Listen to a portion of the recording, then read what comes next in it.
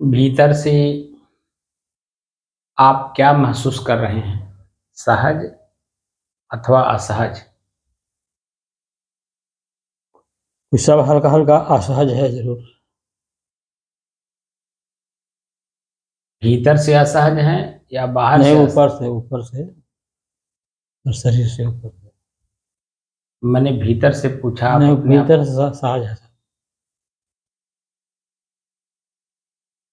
बाहर भीतर असहज हम तब होंगे जब हम बाहर दृष्टिकोण रखेंगे। जी। अपनी देखने की जो शक्ति महसूस करने वाली है, उसको जब हम बाहर महसूस करेंगे, गर्मी हो रहा है, पसीना हो रहा है, उमस हो रहा है, ये महसूस हो रहा है ना। जी जी। वो जो महसूस होने वाली शक्ति है, उसको हमने बाहर छोड़ दिया, इसलिए वो महसूस हो रहा है। और जब हम उसे अपने भीतर से काम करना शुरू कर देते हैं, उसी शक्ति का प्रयोग हम भीतर से करना जब शुरू कर देते हैं, तो बाहर की जो कुछ भी गतिविधि हो रही हो, उसका कुछ महसूस नहीं होता है। जी समझे कि नहीं आप? जी। जी।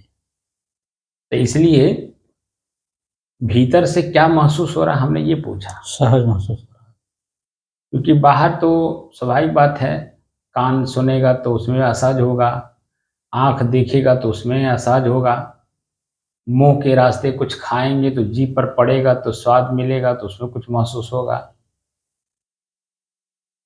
पैर से चलेंगे, चल करके जहाँ जाएँगे, वहाँ कुछ महसूस होगा। एक-एक परख चलने से भी महसूस होता है। हाथ से जब कुछ करते हैं, उसका परिणाम आता है तो भी महसूस होता है। काम करते समय भी महसूस होता है कि हाथ थक रहा है, दर्द कर रहा है।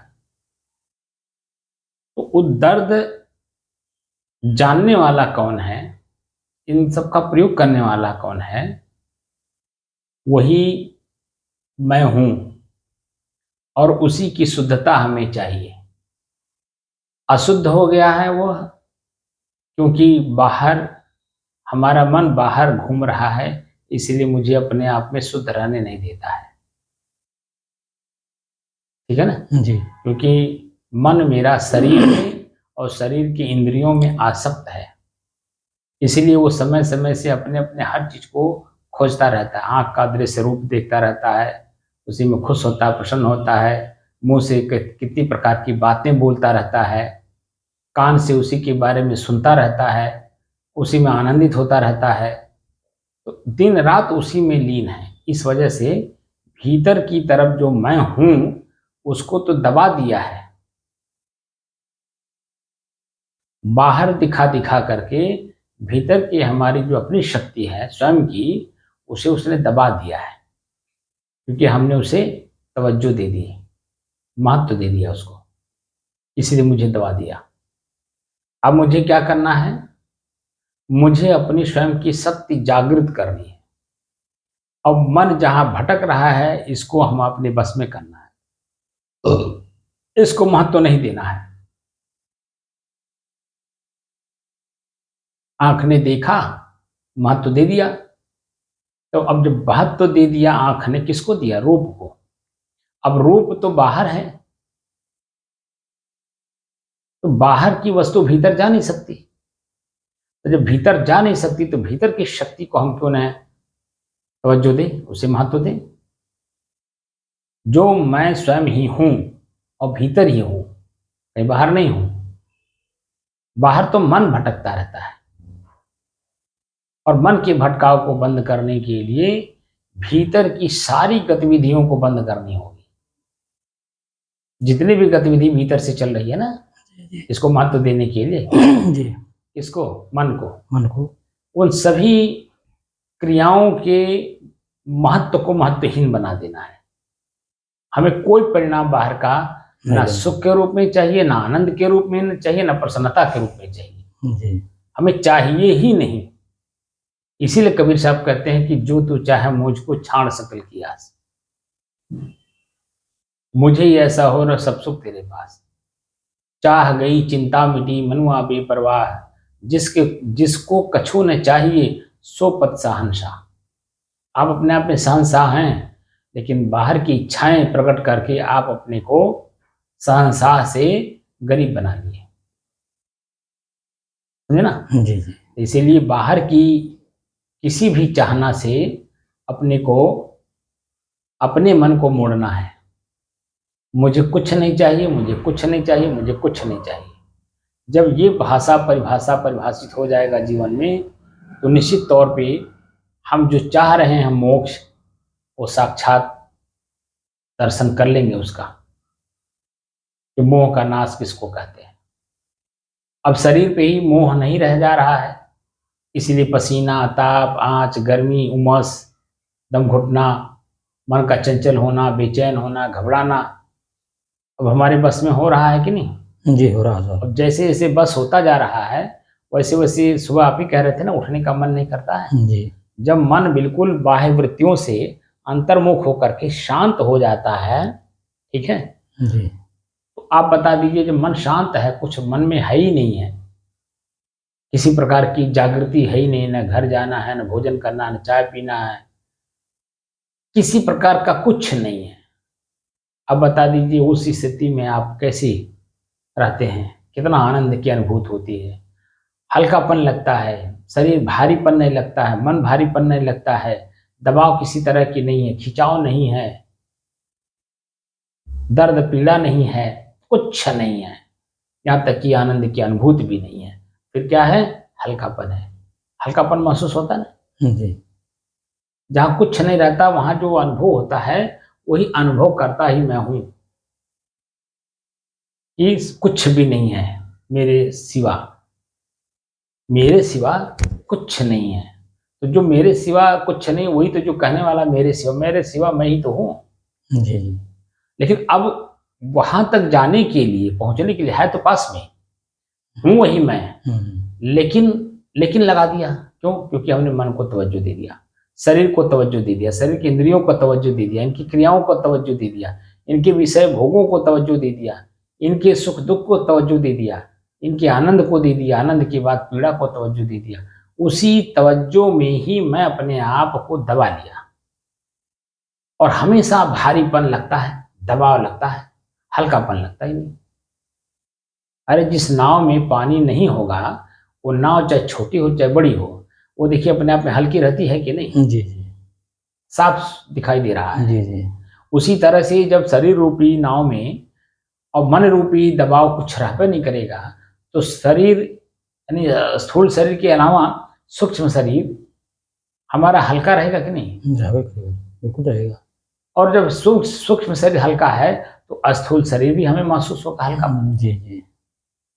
क्योंकि दबाव सूक्ष्म शरीर से ही महसूस होती है, क्योंकि इच्छाएं, कल्पनाएं, वासनाएं उसी में है, समझे ना। जी और उसी की वजह से हम दबे हुए हैं, और अपने दबाव को उसी से मुक्त करना है। बात समझ में? जी। अपने ही अपने दबाव को मुक्त करना अब है। देखकर, जानकर, समझकर, चेतना में रह के, सतर्कता और सावधानी के साथ एकदम धीरे धीरे चलना है। जैसे धीरे धीरे आ रहे हैं, ऐसे ही धीरे धीरे चलना है। एक बैग अगर मैं 10 दिन का खाली कैंप करा दूं और 16-16 घंटा, 18-18 घंटा बैठा दूं, तो उससे मन ऊब जाता है, और फिर 10 दिन के बाद जैसे ही हम कैंप से बाहर निकलते हैं, मन अपने आप को उसको बंधन मानता है, और वहां से निकलते बंधन मुक्त अपने आप को मानता है कि मैं अब फ्री हो गया। और जब संत के सानिध्य में रहते हैं और रेगुलर काम कर रहे हैं जैसे आप कर रहे हैं, ऐसे होने से मन अपने आप को तनाव मुक्त समझता है, बंधन मुक्त समझता है, और उसके अंदर में एक लगन होती है कि इसा कुछ मिल रहा है। बात समझे? जी जी। बाह्य भौतिक जगत की कोई जब लाभ हमें लगातार मिलता है, तब उस काम को नहीं छोड़ते हैं। तो ये तो आध्यात्मिक जगत है, मेरा स्वयं का लाभ है। और स्वयं का लाभ क्या है? तनाव मुक्त होना, आसक्ति मुक्त होना, मोह मुक्त होना, अपने आप को अनुभव करना मोह मुक्त होकर के, कि मोक्ष किसे कहते हैं। जब मन में कुछ है ही नहीं है, ठीक, किसी भी प्रकार का न दबाव हो रहा, न इच्छा हो रही, न कल्पना हो रहा, न वासना जागृत हो रही है, तो देखिए कि शरीर, स्थूल शरीर और सूक्ष्म शरीर दोनों हल्के महसूस होते हैं, जी जी एकदम हल्का, हल्के में भी हल्का महसूस होता है, जी क्योंकि मैं अपने आप में धीरे धीरे पहुंच रहा हूं, इसलिए बाह्य चीजें सब छूट रही हैं, जिसकी वजह से मैं दबा हुआ था। और दबाव जब मुक्त हुआ तो अपने आप में हल्कापन महसूस करूंगा कि नहीं। जी जी करेंगे। घर का किसी किसी प्रकार का दबाव नहीं है कि सब्जी लाना है, तेल लाना है, लकड़ी लाना है, कुछ करना है, कोई दबाव नहीं है। बच्चों का देख रेख करना है, कोई दबाव नहीं है। खेत बाड़ी में कुछ हो या ना हो उससे कोई मतलब नहीं, बच्चे हैं अपना करें, भाई सभी लोग तो योग्य हैं। तो किसी प्रकार का दबाव, तनाव, खिंचाव आपके मन में नहीं है, इसलिए आप देखिए हल्कापन महसूस करते हैं। और टाइमिंग, बिल्कुल टाइमिंग से आप आकर के अपना 1.5 घंटा, 2 घंटा, 2.5 घंटा, 3-3 घंटा बैठते रहते हैं। उससे आपकी रेगुलरिटी से आपके अंदर में जो कमियां हैं वो अपने आप अब स्पष्ट दिख रही होंगी। जी जी उसमें जरा सा भी कहीं कुछ नहीं लग रहा होगा कि ये कमी मेरी है या नहीं है, वहां मतलब संशय नहीं होगा। अब साफ साफ दिखता है कि अपने किया हुआ कृत्य अब अपने ही आप में आत्मग्लानि हो रही है। ये ज्ञान अगर मुझे पहले मिला होता जी जी तो आज जिस स्थिति में मैं हूं, अपने आप को दबाव महसूस कर रहा हूं, वो दबाव महसूस नहीं होता, क्योंकि मैंने कर डाला है। अब करने के बाद जो उसका परिणाम है वो तो भीतर रहेगा ही ना। जी लेकिन रेगुलर काम करने से अब उससे भी आप अपने आप को मुक्त महसूस कर रहे हैं, क्योंकि उसकी याद नहीं हो रही। जिस चीज की याद नहीं होती है उससे देखिए मन हल्का रहता है, जी जी और जिस चीज का याद वर्तमान में रहता है उस यादगार की वजह से देखिए आप अपने आप को भारीपन महसूस करते हैं। तो काम हुआ नहीं, उसने किया नहीं, वो गया नहीं, वो कहा कि नहीं कहा, कहा भी तो क्या कहा, तरह तरह के दबाव महसूस होता ना। जी दबाव महसूस हो रहा तभी मन में प्रश्न उठ रहा है। अगर दबाव महसूस ना होता तो प्रश्न नहीं उठता, फिर हल्कापन नहीं रहते, जी किसी भी प्रकार का कोई प्रश्न नहीं उठता।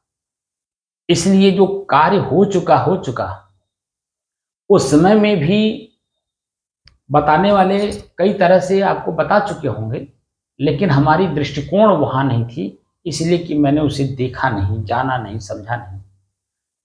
उस समय में आपके अंदर में एक उमंग थी, एक उत्साह था, उसको देखने के लिए, जानने के लिए, पाने के लिए, भोगने के लिए, करने के लिए दौड़ दौड़ करने की क्षमता थी शरीर के अंदर में। अब वो सारी चीजें नष्ट हो गई, अब खाली पश्चातावा रह गया है कि हमने क्यों किया। अगर हमको कोई दो चाटा मार के रोक दिया होता तो मैं काम नहीं किया होता। अरे वहां क्यों मारेगा कोई, क्योंकि वो भी उसी में लीन है ना। और वह मारने वाला क्यों मारेगा, क्योंकि जब तक आप खुद भोग करके देखोगे नहीं तो आपका जो उत्साह है, उमंग है, वो खुद जो डाउन होगा नहीं। और जब कर लेते हैं तो करने के पहले जो उमंग रहता है, करने के बाद अपने आप दब जाता है, और दबाव महसूस किए बिना सतर्कता, सावधानी आती नहीं, चेतना आती नहीं, डर नहीं लगता है। और जब तक किसी काम का डर ना हो उससे आदमी बचता कहाँ है, वो तो निर्भीक होकर के कर रहा है ना। लेकिन जब परिणाम आता है तब डरता है, और फिर दोबारा ना हो उसमें सतर्क रहता है, क्योंकि वो कार्य बार बार सामने पड़ता भी है, ऐसा नहीं पड़ता है, बार बार पड़ता है, लेकिन फिर भी सतर्कता, सावधानी बरती जाती है कि वो काम ना हो तो अच्छा है। लेकिन अगर करना भी पड़ जाए, जैसे भोजन भोजन करना, बार बार हम लोग स्वादिष्ट भोजन जब भी मिलता है, महीना 2 महीना 4 महीना 6 महीना पर या साल भर पर, अब देखिए एक रोटी दबा के खा लेते हैं नहीं, जो कि जो वर्तमान में हम क्रिया कर रहे हैं वो हम साल भर पहले कर चुके हैं। याद है कि ज़्यादा स्वादिष्ट भोजन करने से, दबा के कर लेने से होता क्या है कि अपने शरीर पर दबाव महसूस होता है, उल्टी हो जाएगा, दस्त हो जाएगा, अपच हो जाएगी, कौन कौन से रोग हो जाएंगे, सब पता है। लेकिन वो स्वाद दिखता खाली और कुछ नहीं, और स्वाद देखने की वजह से कहता है यार जो हुई तो देखल जाए।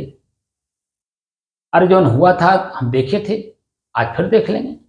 क्या फर्क पड़ता है, अरे 1-2 दिन थोड़ा सा कष्ट सही। इस तरह का भाषा बोलने वाला वो अपने सुधार नहीं करता है और बल्कि उसी में लिप्त हो जाता है। इसी में 100 के 100% लीन है लोग। वासनाओं का जो, मैं तो खाली भोजन की बात कर रहा हूं, वास्तविक तो है इंद्रियों का भोग। वासना उसको बार बार करके देख रहा है, बार बार करके देख रहा है, और फिर भी जो है उसका आंख खुल नहीं रहा है, फिर भी और आंख पे पट्टी बांधे जा रहा है कि अपने शरीर का जो ताकत है, बल है, अपने शरीर की अपनी आंख के सामने वो क्षीण हो रहा है। हमारा शरीर क्षीण होने, शक्ति क्षीण होने के पहले कितना उमंगदार था, कितना उत्साहित था, प्रसन्न था। लेकिन वही एनर्जी यानी शक्ति हमारे शरीर से जब नष्ट होती है तो अपने शरीर शिथिल हो जाता है, उमंग उत्साह सब गायब हो जाता है। बार बार देख रहा है, बार बार देख रहा है, और फिर भी जब उसी के प्रति लालायित है, उसी को खोज रहा है, और उसी के पीछे बंदर की तरह जो है दर दर की ठोकर भी खा रहा है, घर घर जा करके भिक्षा भी मांग रहा है, सब काम कर रहा है, लेकिन वो साक्षात कर्म का परिणाम उसे अनुभूति नहीं करा पा रहा है कि इसी की वजह से सब दर दर की ठोकरें हम खा रहे हैं। और वही अगर समझ में आ जाए तो मैंने बताया ना कि करोड़ों में कोई एक होता है जिसको ये बात समझ में आती है, करोड़ों में कोई होता है, और वही जिसको अनुभव होता है अपने आप का, अपनी शक्ति का, वर्तमान को बार बार दृष्टि में रखता है। तो इसीलिए वो देखिए कहीं भी भले वो गृहस्थ मार्ग में है लेकिन वो बचता रहता है। वो पूरे विश्व में कहीं भी भ्रमण कराए, हर प्रकार का दृश्य सामने पड़ेगा, लेकिन उसमें वही देखेगा जो वर्तमान में उसने देख करके अनुभव किया है कि हमारी ही शक्ति क्षीण होती है, हमारा ही शरीर शिथिल होता है, मन खिन्न होता है, पश्चाताप में डूबता है। वो बार बार उसको देखता है, इसलिए सामने वाले दृश्य में कहीं फंसता नहीं, कहीं उलझता नहीं, पूरा विश्व भ्रमण करके आ जाए। इसीलिए जो बौद्धिक लोग हैं, बुद्धिमान लोग, वो कहते हैं 3 चीज अपने बस में हो, आंख, जीव, लिंग। ये 3 अगर अपने बस में है तो पूरा विश्व घूम आइए, कहीं घुमाइए, और जहां भी जाएंगे वहां आपका सम्मान होगा, अपमान कहीं नहीं होगा। अपमान तो इन तीनों को छूट देने से होता है। आंख फ्री है, जीभ फ्री है, लिंग फ्री है। तो आंख कब कहां क्या देख लेगा, जीभ क्या बोल देगा, और लिंग कहां पर क्या करवा देगा मालूम नहीं। इसीलिए वहां अपमान ही अपमान होता है। लेकिन ये तीनों अगर अपने बस में है तो पूरे विश्व में कहीं घुमाइए। इस बात की अनुभव मैं खुद करता हूं, क्योंकि जब से मैं मगहर आया हूं या मैं साधु जीवन में आया हूं, तब से मुझे कहीं न कहीं जाने का मौका मिलता है, किसी न किसी घर जाने का मौका मिलता है, किसी न गांव में जाने का मौका मिलता है, शहर में जाने का मौका मिलता है। और इन बातों को मैं ध्यान रखता हूं कि जो हमारे बुद्धिजीवी संत महात्मा हम लोगों को बता गए हैं कि 3 चीजों को अपने बस में करिए, आंख, जीभ, लिंग। पूरा विश्व घुमाइए, सब आपके हैं, कहीं कोई दुराव है ही नहीं आपसे, सब आपके अपने हैं, और वो भी अपना अपना महसूस करेंगे। लेकिन जैसे ही आप इन तीनों में से एक भी छूट दिए, तब तो आप गए काम से। जहां आप उस क्रिया को किए, आंख से देखना, जीभ से स्वाद लेना, लिंग से स्पर्श विषय का भोगने का इच्छा करना, वहीं उसी वक्त आपकी क्या दुर्दशा होगी, ये तो सहज आप समझ सकते हैं। कहीं दूसरे जगह उसका परिणाम नहीं मिलता, वहीं मिलता है जहां आप क्रिया करते हैं और जिसके साथ क्रिया करते हैं, चाहे वो अपने घर पर हो, चाहे विश्व के किसी कोने में हो, परिणाम तो ही मिलता है। लेकिन अगर हम अपने इन तीनों को बस में किए हो, चाहे घर पर हो, चाहे विश्व के किसी कोने में हो, जहां भी हम रहेंगे वहां हम सुरक्षित रहेंगे, हमारे अपने लोग हमको सुरक्षित किए रहेंगे, क्योंकि मैंने अपने इन तीनों को बस में कर रखा है। समझे नहीं आप? जी तो कुल मिलाकर के दोषी हम खुद हैं जी। और अपने ही दोष को समझ करके, देख करके और अपने जीवन से निकालने का प्रयास करके, निकाल करके हल्कापन हम खुद अनुभव करेंगे। और वही काम मैं करा रहा हूं कि अपनी ही कमी को आप देखते रहिए, जब श्वास को देखते हैं तो श्वास में कमी दिखाई देती है। जी विशेषता तो विशेषता है, जो सुगंध है विशेषता है, वो भी दिखाई देता है, लेकिन दुर्गंध भी तो दिखाई देता है। जी जी ये जो उमस महसूस हो रही है वो नाक के माध्यम से भी महसूस जी होता है। जी जी तो जहाँ दुर्गंध होता है क्या वहां बैठने का मन करता है, लेकिन जहाँ सुगंध होता है वहां आकर्षण रहता है, वहां बैठने का मन करता है। तो सुगंध हमको नहीं लेना है, हमको दुर्गंध देखना है ताकि हमारा मन उससे भागे। सुगंध में भी दुर्गंध देखना ताकि उसे लेना है। दुर्गंध देखने का मतलब क्या, कभी कभी आप देखिए कोई फूल आप ले लीजिए और ऊपर से देखने में तो बड़ा चटकोर लगता है, आकर्षित लगता है, आप फट से जाके तोड़ लेते हैं, ठीक है ना। जी नाक के पास ले आके सटा देते हैं, यहाँ तक कि मैंने कई लोगों को देखा कि नकिया में डाल लेते हैं, नाक के भीतर भी डाल लेते हैं, कान पे रखे रहते हैं, नाक के भीतर भी डालते रहते हैं। तो वहां आप देखिए कभी कभी उसमें कीड़े होते हैं, फूल के अंदर कीड़े होते हैं, वो कीड़े जो है नाक में घुस जाते हैं। तो जब नाक में कीड़े घुस जाएंगे, नाक के रास्ते आप मस्तिष्क में पहुंच जाएंगे, तब क्या होगा, या पेट में पहुंच जाए तब क्या होगा, तो परेशानी बढ़ती है कि नहीं। जी जी बढ़ जाएगी। वही उसका दुर्गंध है, मतलब उसका परिणाम तत्काल देख लेना। तो इसलिए दूर से उसका सुगंध ले लेंगे लेकिन उसे तोड़ेंगे नहीं। दूसरा और उसमें क्या कि भाई वो प्रकृति का एक अच्छा वस्तु है जो सुंदरता बिखेर रहा है, अपनी सुंदरता वह सबके सामने बिखेर रहा है, तो उसको यथावत बने रहने दें, तोड़ना नहीं चाहिए, ताकि अन्य लोगों को भी वो आकर्षित कर सके। जैसे किसी गार्डन में आप जाइए, वहां देखिए हमेशा बोर्ड लिखा रहता है और वहां आदमी भी रहते हैं, फूल तोड़ना मना है, फूल तोड़ना मना है। जी इसलिए कि वो खूबसूरती है प्रकृति की, हर व्यक्ति को अपनी तरफ आकर्षित करने की कोशिश करता है, और उसे आप तोड़ देंगे तो तोड़ देंगे, वो जैसे टूटता है वैसे जन उसकी खूबसूरती खत्म हो जाती है। मुरझाने लगती है, और जब मुरझा जाएगी तो क्या खूबसूरती देगी, क्या दूसरे को आकर्षित करेगा, ये भी तो ध्यान देना है। इसीलिए हमारे संत महात्मा कहते हैं फूल तोड़ना भी पाप है। बात सही भी है, क्योंकि उसकी खूबसूरती, उसकी जो अपनी शक्ति है आकर्षणीय, उसको आपने मुरझा दिया, तोड़ दिया उसको। जरा सा भी आपको ज्ञान नहीं कि उसमें उसको भी दर्द होता है, मुरझुलाना ही तो उसका दर्द है। जी जी लेकिन कहाँ समझ में आता है, क्योंकि अपनी पीड़ा खुद देखा नहीं, इसलिए दूसरे की पीड़ा नहीं समझता है। और जो अपनी पीड़ा देख लेता है वो चींटी में भी पीड़ा देखता है, पौधों में भी पीड़ा देखता है, इसीलिए किसी को भी डिस्टर्ब नहीं करता है। जो जहां है जैसे है उसे यथावत बना करके रखने की प्रयास करता है।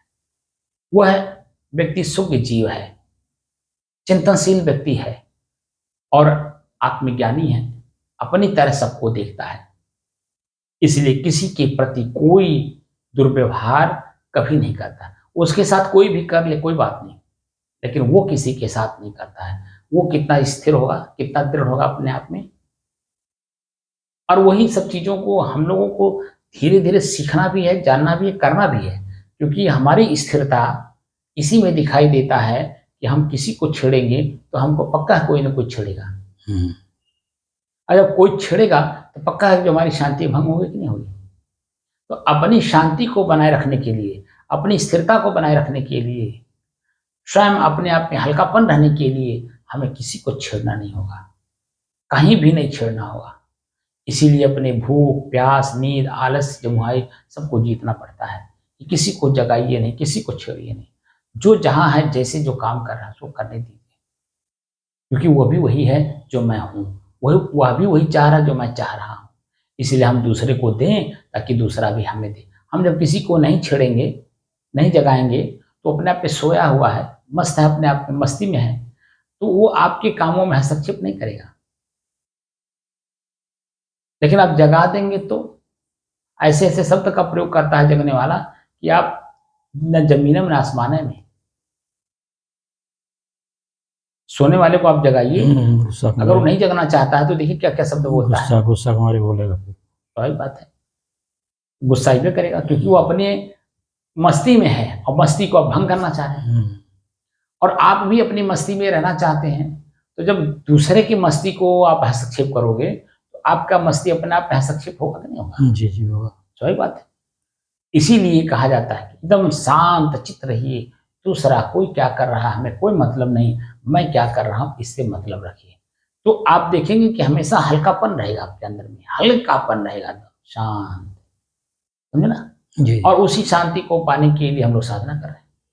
और साधना करते करते किस लेवल पे आए हैं, पहले तो आप मौखिक रूप से देख लीजिए, कितनी मन के अंदर में कल्पनाएं थी, जी जी जी सब कल्पना गायब हो गया, जी हकीकत की जिंदगी अब समझ में आ रही है। जी जी और यही चीजें अगर पहले मिली होती तो परिवार समाज में रहते हुए भी हम लोग प्राप्त कर सकते थे, जी जी बिल्कुल सही साहब। क्योंकि ये आपके सब सहयोगी हैं, हम्म, कोई किसी का विरोधी नहीं है। आप जब किसी को हस्तक्षेप करते हो ना, तभी हम्म। कोई आपको हस्तक्षेप करता है, और जिस तरह का आप हस्तक्षेप सामने वाले को करते हैं उसी तरह से हस्तक्षेप आपके साथ होता है। तो आप किसी के साथ हस्तक्षेप कर्म नहीं करेंगे तो आपके साथ कोई हस्तक्षेप क्यों करेगा। आप ये समझ रहे हैं कि एक माध्यम है, इस माध्यम से इस पीड़ा को हमें सहन करना है। जी जी हमने माध्यम से किसी को दिया था, वो माध्यम बन करके मुझे दे रहा है, तो क्यों ना हम ले लें उसे, जी ले करके उसको वहीं समाप्त कर दें। ले लेने में फायदा है, जी जी देने में फायदा नहीं, क्योंकि प्रतिक्रिया फिर होगी, फिर वो देगा हमें। हम्म, वो दे रहा है, यहीं ले लीजिए, खत्म करिए। जब आप देंगे ही नहीं तो लेने का कोई अधिकार नहीं, बस जो जिसके पास है उसे ले लीजिए, वहीं समाप्त करिए। कोई प्रेम दिया हो तो प्रेम से ले लीजिए, किसी ने गाली दिया हो, किसी को आप गाली दिए हो तो गाली दे रहा होगा तो उसको प्रेम से ले लीजिए। वहां बिल्कुल ही कुछ कहने की जरूरत नहीं, जिसके पास जो धरोहर है वो आपको लौटा रहा है, क्योंकि आप ही का दिया हुआ है। अब बता दीजिए, मुक्त तो वहीं से होना है। जी जी जंगल में जाकर के आदमी मुक्त नहीं होता है, बल्कि और मोहग्रसित होता है, क्योंकि फिर उसकी आवश्यकता बढ़ जाती है। चूल्हा नाई बा, लकड़ी नाई बा, आटा नाई बा, चावल नाई बा, दाल नाई बा, हाई नाई बा, हाउ नाई बा, यस नाई बा। क्योंकि शरीर है तो निश्चित है कि शरीर को चलाने के लिए सब चाहिए। मैंने तो जंगल में महात्माओं से मिला हूँ, देखा हूँ, वहां जाने के बाद वहां भी काढ़ा लोग पिलाते हैं। हम्म, इसका मतलब है कि चाय के बारे में जानकारी है तो काढ़ा पी करके चाय का इच्छा पूर्ति कर रहे हैं, तो उसके लिए सामान की जरूरत होगी कि नहीं। जी जी शरीर है तो आटा चावल दाल की जरूरत पड़ेगी कि नहीं। शरीर है तो ठंडी गर्मी से बचने के लिए कंबल है, रजाई है, कपड़े हैं, उसकी जरूरत है कि नहीं। जी जी कहाँ जाओगे भाग के भाई। इसलिए जो जहां है जैसे है वहीं मुक्त अपने आप को महसूस करिए, बस वासना मुक्त हो जाइए, आप वहीं पर महसूस कर सकते हैं। हमारे ऋषि इसी बात को कहते हैं। हाँ, जहां इसमें बाधा आपको लगे, बार बार हो, आप अपने काम एक बार मान लीजिए करने से नहीं वो काम आपका पूरा हो पा रहा है, तो उस चीज को छोड़ दीजिए। वहां पर जब आप जब छोड़ करके बाहर जाएंगे तो मजबूती के साथ जाएंगे। जैसे मैं घर जब छोड़ा था तो मजबूती के साथ छोड़ा था, इसीलिए लौट करके नहीं गया। घर की चाबी मेरे पास है, क्योंकि मैं भाई पुत्र अकेला ही था, तो घर की चाबी है। घर वापस जाने का मतलब है कि मैंने जो चीज छोड़ा, क्या छोड़ा, वासना की जी जी पूर्ति वाली वस्तु, उसको मैंने नहीं लाया। ये तो घर तो एक सामाजिक प्रक्रिया है, वो तो रहेगा ही। जी जी अरे आप आश्रम में रहो चाहे घर में रहो, बात तो एक ही है, शरीर को दोनों तो के रखना लिए पड़ेगा। दोनों के लिए लेकिन जिस चीज को हमने छोड़ा, किसको, वासना को छोड़ा, जी वासना पूर्ति के सामान को हमने छोड़ा, ठीक है, जी उस चीज को मैं दोबारा ना घर में लाया ना मन में लाया। मन में लाता तो कहीं कहीं दिखाई दे देता, जी जी इसीलिए मैं मन के अंदर मुझे प्रवेश नहीं करने दिया, तो मेरे शरीर के साथ कैसे संपर्क में आ जी सकता जी है। मन में नहीं आया तो कहाँ पे करेगा।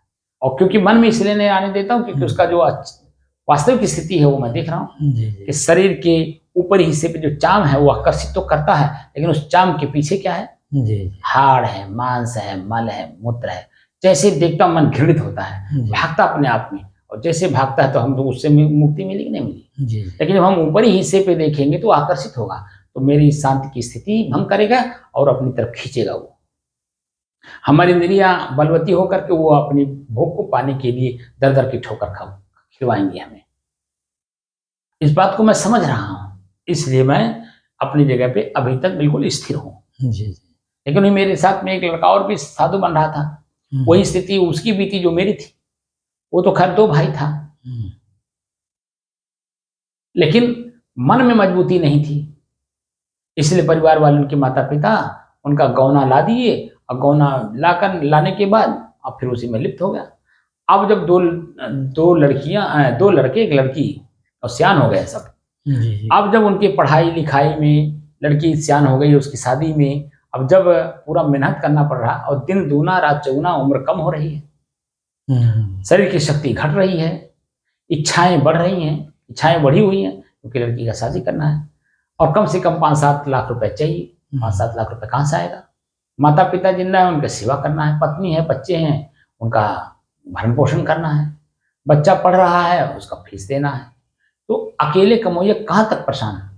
तो अब वो समझ रहा है कि यार वो उसी समय अगर मैं अपने आप को इससे मुक्त कर लिया होता तो आज जिसमें मैं हूं, जिस पीड़ा में, ये पीड़ा नहीं होती। बार बार मिलता है मुझसे तो मुस्कुराता है, भीतर से रोता है, ऊपर से मुस्कुराता है। क्या करे? क्योंकि गलती अपनी ही है। उस समय में अपने अंदर में दृढ़ता नहीं थी और दृढ़ता रही होती तो आज ये स्थिति नहीं होती।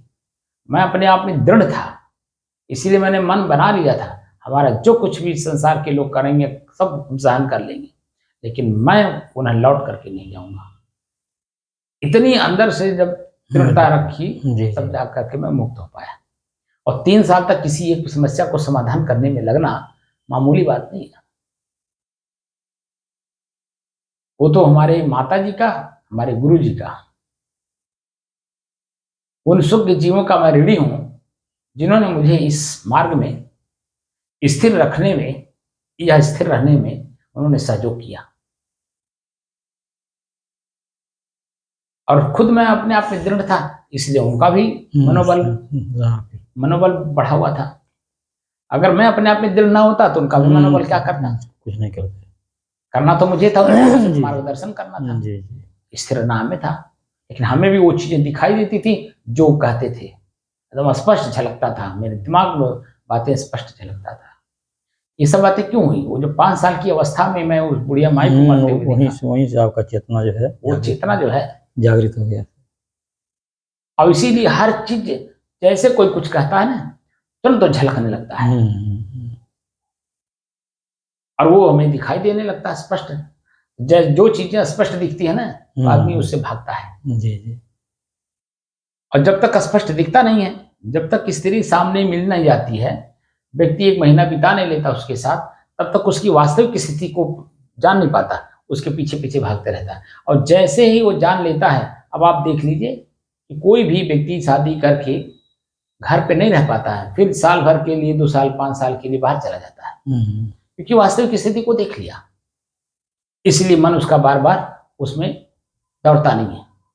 वो तो मजबूरी है घर आना, क्योंकि माता पिता हैं, अब शादी हो गई है तो स्वाभाविक बात है उसका भी बार बार फोन जाएगा, चिट्ठी जाएगा, क्या जाएगा, मैसेज जाएगा, आना तो पड़ेगा ही क्योंकि आपने बंधन में बांध दिया उसे। वो तो मजबूरी में आना पड़ता है। लेकिन अगर किसी से पूछा जाए दिल से, जो जरा सा भी इसका भनक पा गया है, उससे पूछिए। पुराने लोगों में था, आज के लोगों में, नए लोगों में तो नहीं है, पुराने लोगों में था। वो जब एक बार उसको देख लिए तो देखने के बाद जब उस क्रिया को करने का मन करता है? बिल्कुल नहीं करता है। लेकिन क्या करें, मजबूरी है, क्योंकि वो उनको उसके आगे का ज्ञान नहीं है और ना ही वो ज्ञान करने वालों के पास बैठते हैं। इसीलिए करें क्या करें, इसीलिए बार बार क्रिया करके अपने शरीर को नष्ट करते रहते हैं, देखते रहते हैं पतंगे की तरह। क्या करें? क्योंकि किसी सुख के महात्माओं के पास बैठ करके कुछ जानने का प्रयास नहीं करते, सदग्रंथों का अध्ययन नहीं करते, शास्त्रों को, बुजुर्गों को, ज्ञानियों को तवज्जो नहीं देते, महत्व नहीं देते। इसीलिए जो जहां है वहीं अपने ही कर्मों से दबा हुआ है और करके और दबता चला जा रहा है। बात समझे? जी। आज दुनिया में इतनी विकास लोगों ने कर ली, इतना विकास कर ली, अब आगे का कुछ विकास से नहीं दिख रहा है। तो अब आदमी को खा रहे हैं। उसी विकास, जिस विकास को किए वो विकास अब उनको खा रहा है। और जब तक विकास नहीं हुए रहता है तब तक आप देखिए कि एक दूसरे का सम्मान होता है। विकास हो जाने के बाद कौन किसका सम्मान करे? क्योंकि वही दुख सबके घर में है, वही लाइट, वही पंखा, वही सड़क, वही टैक्स, वही वसूली सबके घर में हो रहा है। तो सब परेशान हो उससे। करें क्या करें। इसीलिए विकास विकास होता है, वो बाहरी होता है। विकास के बाद तो उसका उत्थान के बाद पतन भी तो होता है। जी। अगर ये बात समझ में आ जाए तो उत्थान होते हुए भी उत्थान नहीं होगा, तब हम एक दूसरे का सम्मान करेंगे। कोई भी समस्या अगर है तो एक दूसरे में मिल करके हम समस्या का समाधान कर लें, क्योंकि हम एक हैं। विकास तो ये तो सृष्टि का नियम है, कभी उत्थान होगा फिर पतन होगा, उत्थान होगा पतन होगा। इतिहास साक्षी है। आप देखिए बड़े बड़े राजा महाराजा एक से एक अच्छा अच्छा उत्थान किए, लेकिन दूसरे जो विध्वंसात्मक लोग आए, तीर धनुष मार करके, तोप चला करके, जितनी बिल्डिंग जितनी अपनी विकास शैली उन्होंने अपनी दिखाई थी सब ध्वस्त कर दिया। महासमुंद जिले में श्रीपुर जब मैं गया, वहाँ की गाथा को जब मैंने सुना देखा तो मुझे लगा बताइए, समय समय से शुद्ध जीव आते हैं और वह जो है अपने ही बुद्धि दिल दिमाग लगा करके पूरा रात दिन एक करके इतना बढ़िया विकास अपने समय में करते हैं। और जैसे ही उनके समय में उनकी बुजुर्गानी आती है, जवानी तो खपत करते हैं विकास में, अब बुजुर्गानी जैसे आती है, जैसे आँख से दिखना कम हो गया, पैर से चलना कम हो गया, कान से सुनना कम हो गया, तो उनके जगह पे कोई दूसरा बैठ जाता है। और जैसे दूसरा बैठा तो उनकी माइंड से तो काम करता नहीं है।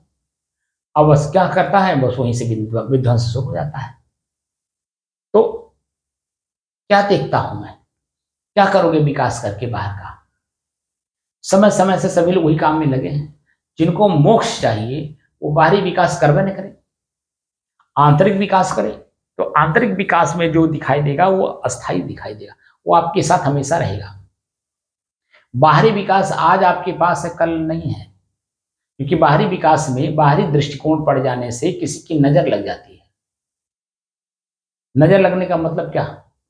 बाहरी फोकस, अरे ये तो बड़ा संपन्न आदमी है, अरे ये तो ऐसा है वैसा है, ये है वो है, तो ऐसा क्यों है, हम क्यों नहीं है।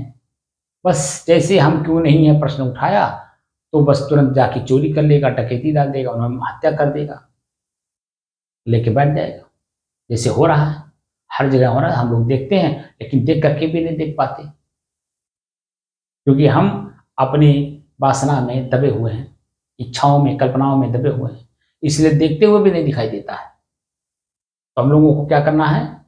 इसीलिए मैं अभी भीतर की आंख को खोल रहा हूं कि भीतर की आंख खुल जाने से बाहर जो कुछ भी है वो एकदम स्पष्ट दिखने लगता है, उसका परिणाम। भगवान शंकर जी को बताते हैं तीसरा नेत्र था। तीसरा नेत्र का मतलब क्या होता है? परिणाम। पौधा लगाने का मतलब क्या है? उसमें फल। अब फल खट्टा है कि मीठा है, 25 साल 20 साल 5 साल 10 साल बाद मिलता है। जी। लेकिन जब तक फल उसमें नहीं लगता तब तक उसका देख रेख करना पड़ता है। जी। और जब उसमें फल हम जैसा चाहते हैं वैसा नहीं मिला तो मन में क्या होता है? पछतावा होता है। लेकिन अपने अनुकूल से भी अनुकूलता ज्यादा मिल गई तो क्या होता है? फिर और पौधा लगाओ और उसकी देखरेख करो। जी। और जब देखरेख करोगे तो दूसरे से आप दुश्मनी कर लोगे, क्योंकि कोई भी व्यक्ति उसी को चाहेगा जो आप इच्छा कर रहे हो। बाहर वाला जितने भी आदमी पेड़ को देखेंगे, फल को देखेंगे, सबके अंदर में वही इच्छा जागृत होती है जो आपके अंदर में है, तो वो भी तो पाना चाहेगा। जी। जी। और जब पाना चाहेगा तो आपके अंदर में गुस्सा जागृत होगी। मैं सुरक्षा कर रहा हूं और ये अचानक आकर उसको खाना चाह रहा है। एक ढेला अगर मार दिया तो आप उसको मार देते हो, देखने को मिलता है कि बगीचे में एक ढेला अगर किसी बच्चे ने मार दिया तो बच्चे को इतना मारने लगते हैं जैसे मालूम कितना पाप किया हो। कहीं कहीं तो मैंने पेपर में पढ़ा है कि मार भी दिए हैं, बड़े बड़े बवाल हो जाते हैं। मार भी दिए हैं बच्चे को, मार भी दिए हैं। अब बता दीजिए क्या आपने किया? तो ये जीव का स्वाद है, स्वाद आप क्या जन्म आपसे हत्या करा दिया। अब बता दीजिए जब हत्या कर देंगे तो हत्या का बदला क्या मिलेगा? दुख पीड़ा। जी। इसके अलावा क्या मिलेगा? तो पौधा जब लगभग नहीं करेगा, बाहर का कोई आदमी देखबे नहीं करेगा और हम अपने जीव को अपने बस में कर लिए, तो बता दीजिए कहीं ना पौधा लगा ना पेड़ में फल उगा और ना ही किसी ने उस पर ढेला मारा, ना ही आपने उसको मारा। सीधी सी बात है। हमारे जो गुरुजी कहते थे कि बेटा अपने झोपड़ी के बगल में एक फूल का पौधा नहीं लगाना, वो यही कारण था। जी। जी। क्योंकि आपकी स्थिरता भंग होगी, क्योंकि आप उसमें पानी दोगे मोह होगा, उसको लगाओगे, उसका देख रेख करोगे, फल उसमें आएगा। कोई भी अचानक तोड़ लेगा, कष्ट होगा कि नहीं होगा? जी जी फूल भी लगा करके जब आप छोड़िए तो कोई आकर के, जैसे हम यहाँ लगाते थे पहले, जी जी हमारे बच्चे जब थे मैं लगाता था, जी देखता हूँ कि जब कोई भी व्यक्ति आकर के बिना पूछे जाके तोड़ लिया। क्या करना है? शंकर जी को चढ़ाना है। क्या करना है? भदेश्वरनाथ लेके जाना है। क्या करना है? पूजा करना है। अरे भाई, तुमको पूजा करना है तो तुम अपने लगाओ ना। दूसरा व्यक्ति लगाया है, वो अपनी इच्छा अनुसार लगाया, अपने काम के लिए लगाया है, और आप अचानक आकर के उसको तोड़ लिए, तो कष्ट हुआ कि नहीं हुआ? जी जी तो मन में हमारे कष्ट हुआ, हमने लगाना ही बंद कर दिया। हमने कहा न रहेगी पास न बजेगी बांसुरी, क्योंकि हमको किसी को चढ़ाना ही नहीं है। जी जी हमको किसी को तो चढ़ाना नहीं है, और है किसी की बुद्धि को जो हमें पत्थरवत बनानी है। हमको तो चेतनावान बनाना है। जिसकी बुद्धि पत्थरवत हो गई है उसको हमें चेतनावान बनाना है। जी जी और चेतनावान व्यक्ति जो होगा वो अपना तो कल्याण करेगा ही करेगा, जहां रहेगा तहां सबका कल्याण करेगा। जी जी लेकिन हमारी उस भावना को लोग नहीं समझते, इसलिए कि वो अपने वासना में दबे हुए हैं, अपनी इच्छाओं में, कल्पनाओं में दबे हुए हैं। हमारी बात को अचानक कैसे समझ लेंगे? हमारे पास तो हमारी बात को वही समझेगा जो मेरे पास आप जैसे रेगुलर बैठने वाले लोग, जी जी वो भी नहीं उनके जैसा, नाम नहीं लूंगा, इशारा समझ जाइए। जी जी जो मेरे पास बार बार बैठते हैं लेकिन फिर भी अपने कर्मों में दबे हुए हैं, और कर्म की वजह से मानसिक तनाव लिए घूम रहे हैं।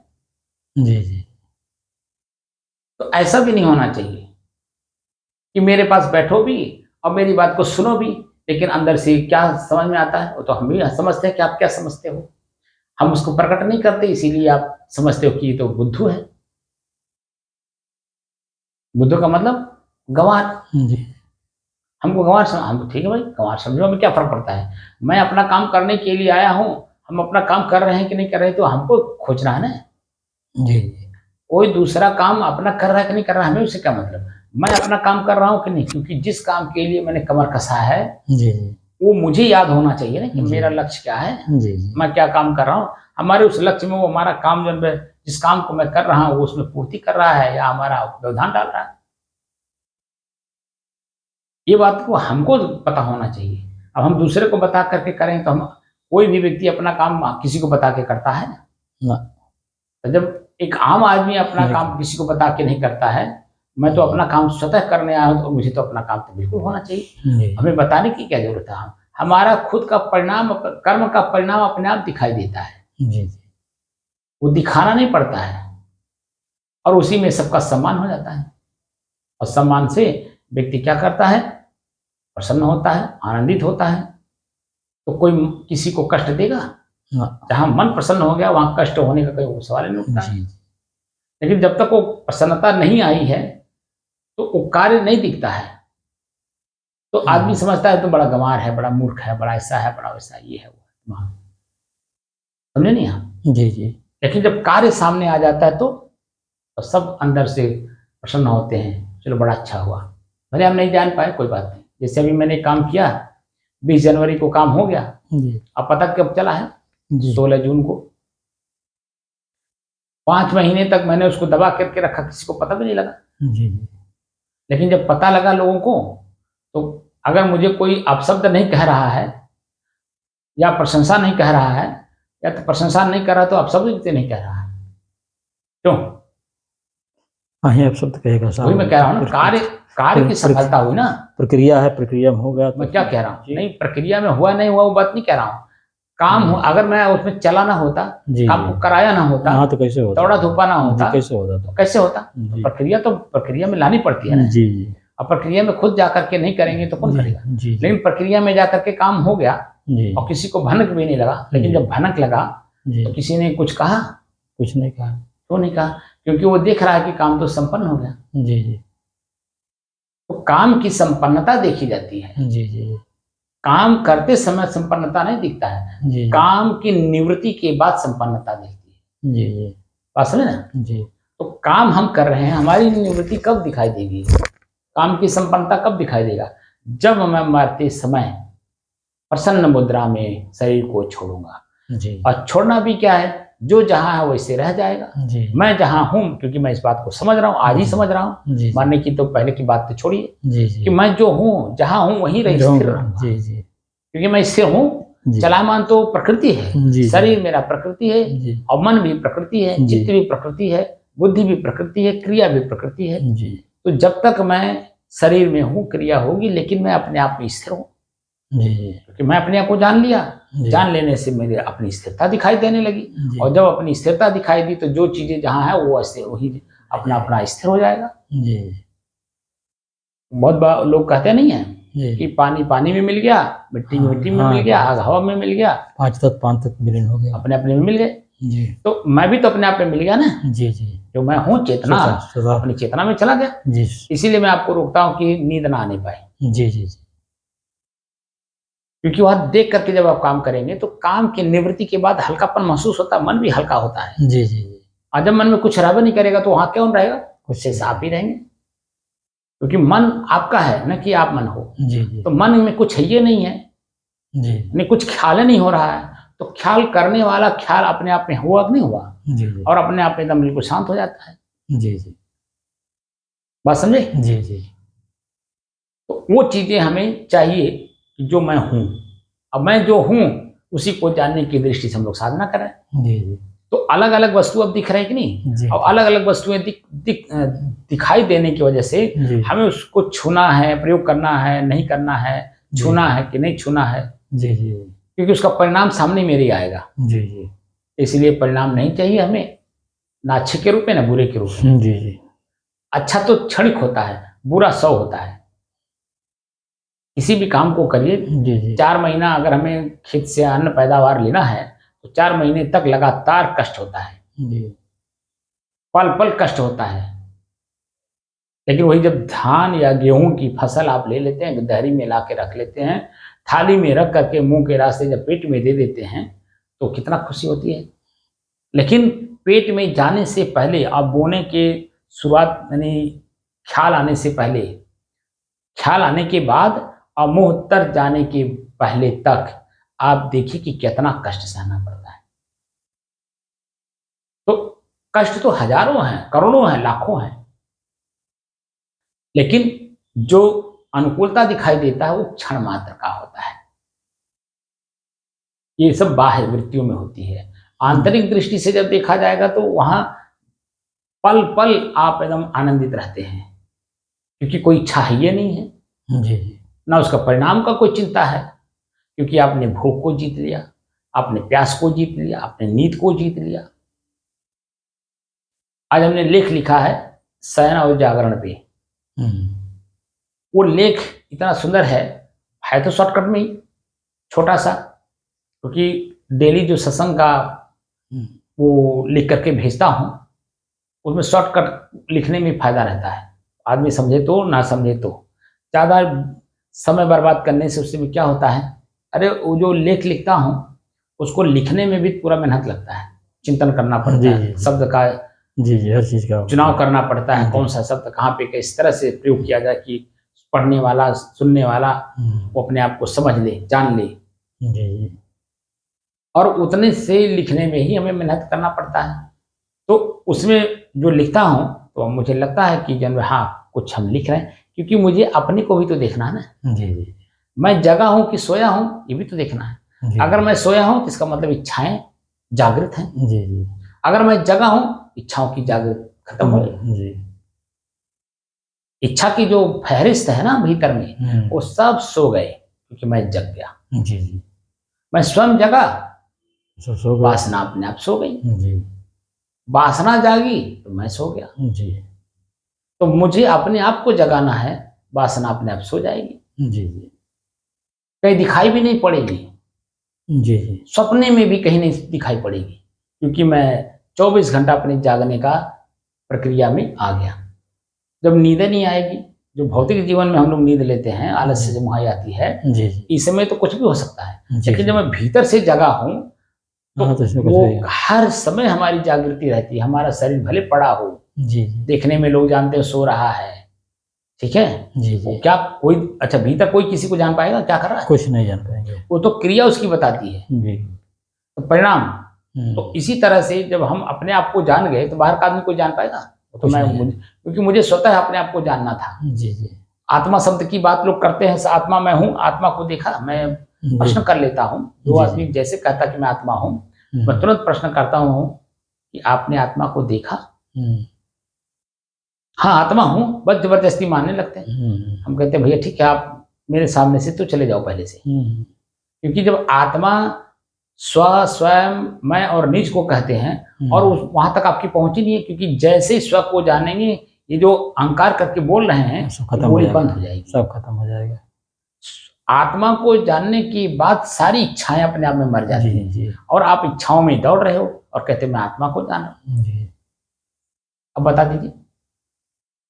तो जानकार व्यक्ति गुस्सा इसीलिए करता है कि अज्ञानी व्यक्ति को अगर कितना भी सिखाइए, पढ़ाइए, बताइए, वो अपनी ही वाली करता है। आपके ऊपर मैं इसीलिए गुस्सा होता हूँ क्योंकि आपकी वृत्तियां बिल्कुल पहले जैसी हैं अभी भी। उसी के नाते हमें गुस्सा होना पड़ता है क्योंकि मुझे आगे ले जाना है और आप पीछे में खींच रहे हैं।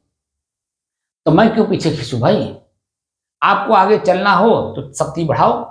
भाई शरीर में ताकत बढ़ानी पड़ेगी, तभी तो आप किसी की बराबरी करके चल पाओगे। जी, अगर आप अपने अंदर में शक्ति नहीं जागृत करो, बराबरी में चलना चाहो तो कैसे चल पाओगे?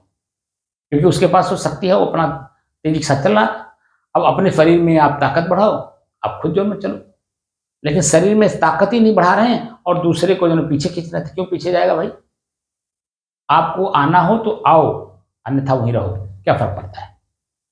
तो मैं आपके अंदर में शक्ति जागृत कर रहा हूं कि कैसे किसी की बराबरी की जाती है।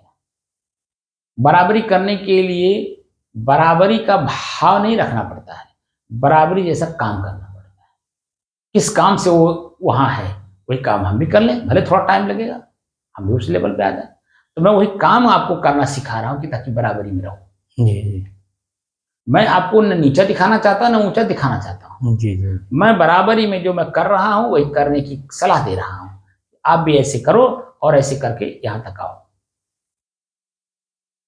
अब जैसे जैसे आप करते हो, खुद अनुभव करते हो, तो जो मैं अनुभव करा खुद करता हूँ वो अनुभव आपने कर लिया। जी, जी, तो अब जहां तक लिया मैं अनुभव आपको कराया, वहां तक आपने अनुभव किया, तो वहां तक आपकी बराबरी हुई कि नहीं? जी, किसी प्रकार का कोई सामाजिक, प्राकृतिक, आध्यात्मिक, धार्मिक कोई वृत्ति है? कोई नहीं, कोई कुछ नहीं, वृत्ति नहीं है। कुछ नहीं। तो कुछ नहीं है तो वहीं तो से शुरू हुआ मेरा जी, अभ्यास जी, स्वयं का। जी, स्वयं मैं हूँ, जी, यहाँ से शुरू हुआ। क्योंकि ये जो बाहर खोज रहा हूँ, ये बाहर की चीजें मैं नहीं हूँ, जी, जी, मैं तो कुछ और हूँ। तो कुछ जो और हूँ वही तो जानना है। जी, जी, तो जो नहीं है उसे त्याग कर देना है, जो जी, है उसको उसी ग्रहण पे अडिग रहना है, ग्रहण करना है। उसी जी, को स्थिर करना है, जी, उसी को ग्रहण करना है। बात समझे? जी, जी, तो अब जब आंख बंद किए तो दृश्य गायब हुआ कि नहीं? सब गायब हो गया। एकांत में बैठे तो बाहरी शब्द कोई सुन रहे हैं? जी, जी, कुछ नहीं, या मेरे अलावा कोई बोलने वाला हो तो बताइए।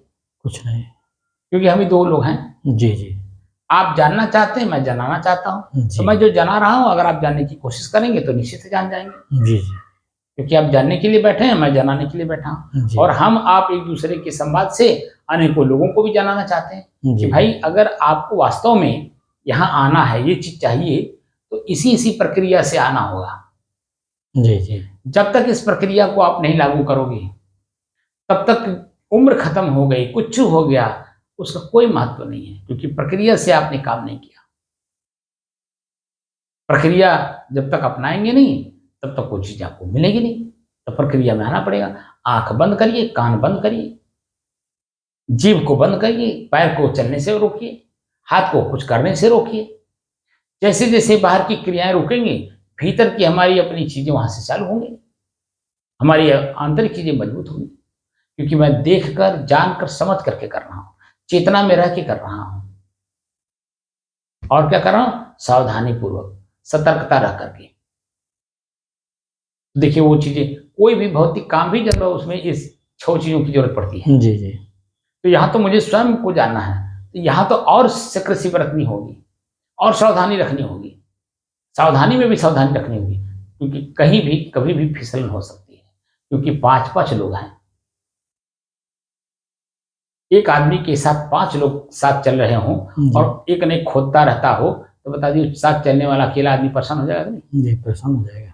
वही हाल हम लोगों की है कि हमारी आंख हमको खोदती रहती है, कान खोदता रहता है, जीभ खोदता रहता है, नाक खोदता रहता है, लिंग अपने आप में खोदता रहता है।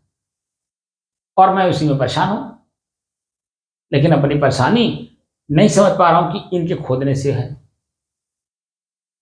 अगर इनका संगत छोड़ देंगे तो ये कैसे खोदेंगे हमको? जी जी। हमको साथ रखना ही नहीं है। साथ नहीं रखेंगे तो हम जहां पे हैं उतने में स्वतंत्र रहेंगे कि नहीं?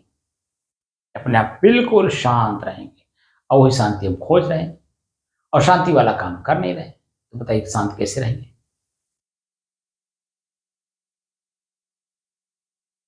प्रक्रिया के तहत काम करने से उसका जो अंतिम फल है, परिणाम, वो जी जब दिखाई देने लगता है तो उसका लाभ और हानि हमको तो जो मिलता मिलता है, सबको भी मिलता है। जी जी।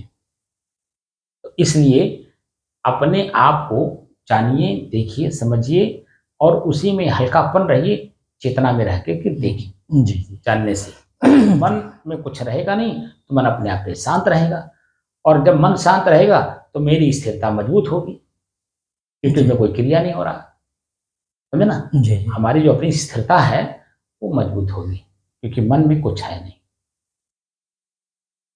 समझ में आता है? जी जी।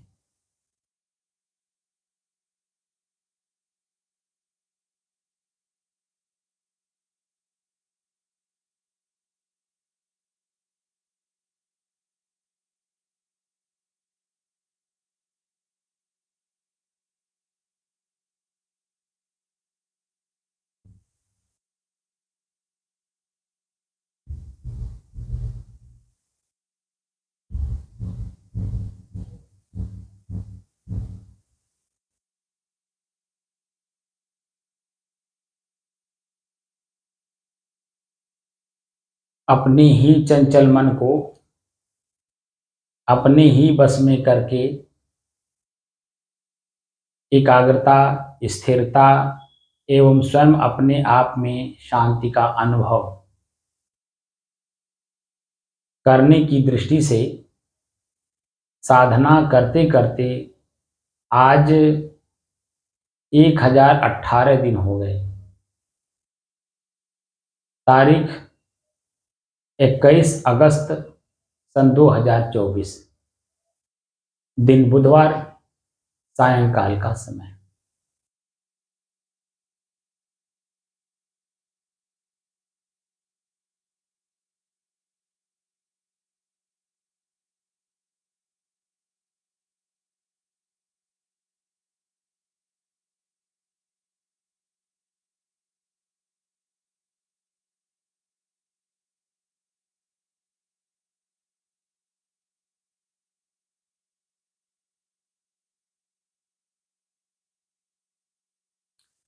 जब कोई काम करिए और एक काम में मन लग गया, तो देखिए उसके इर्द गिर्द कोई भी चीज हमें ख्याल नहीं रह जाती। जी जी।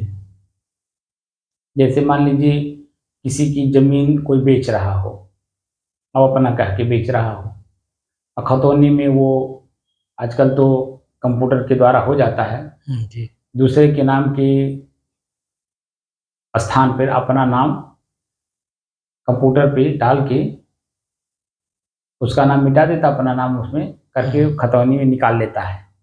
जी जी। आपको मालूम नहीं है, आपकी समझ रहे उसी का जमीन है। हम्म, अब आपको जानकारी हो कि फलाने बेच रहे हैं, अब वो जमीन सिर्फ दिख रही है, तो जमीन जब दिख रहा है और भी है कि भाई खतौनी में इनका नाम है, तो मेरे नाम हो ही जाएगा। ठीक है ना? जी जी। और एन केन प्रकरण आपने उस जमीन को ले लिया जैसे भी, और देने वाला आपको दे भी दिया।